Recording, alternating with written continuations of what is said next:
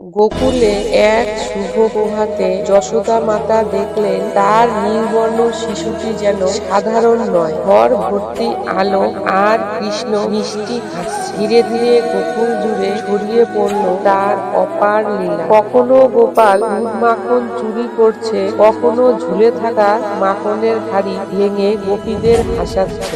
একদিন কৃষ্ণ খেলতে খেলতে উঠোনে কাদলা মুখে বসে আছে। যশোদার কাছে এসে বলতেই সে মুখে দেখলো গোটা মহাবিশ্ব, আকাশ, নক্ষত্র, পর্বত সবই তার ছোট্ট মুখে দীপ্ত। যশোদার বিস্ময় আর মমতায় ভরে তাকে বুকে টেনে নিল। যমুনার কালো বিষাক্ত জলে বিশাল বহুফণী কালী কৃষ্ণ তার ফনার উপর দাঁড়িয়ে নৃত্য করছে। চারিদিকে ঢেউ আলো ছড়াচ্ছে। গোকুলবাসীরা ভয়ে ও বিস্ময়ে তীর থেকেই দেখছে। শান্ত হাস্য উজ্জ্বল